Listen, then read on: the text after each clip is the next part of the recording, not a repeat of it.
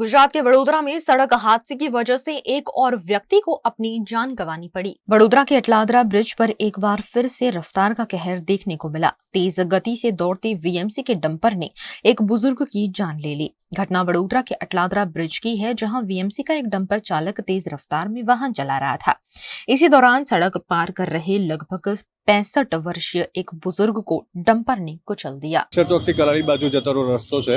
Actually હું મારા court માટે નીકળતો હતો અહીંયાથી, તો અહીંયા ટ્રક પડી હતી અને ગાડીનો જે ઘસરકો છે, એક્ટિવા ચાલક દાદા જે છે ત્યાં ટાયરની નીચે હતા, એટલે મેં ગાડી ટર્ન મારી, જોયું તો એમનો મોબાઈલ આખો તૂટી ગયેલો અને જે તે મતલબ ઘસરકો લાગ્યો છે તો આગળથી ટર્નિંગ પોઈન્ટ પરથી લઈ ગયા છે અને જ્યાં સુધી લાગે છે દાદાનું અકસ્માતમાં નિધન થયું છે।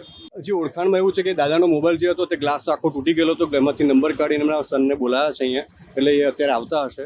ડમ્પર ટ્રક ચાલક એવું કહે છે કે વીએમસી તરફથી છે અને અમે લોકો માટી ભરવા માટે જઈએ છીએ।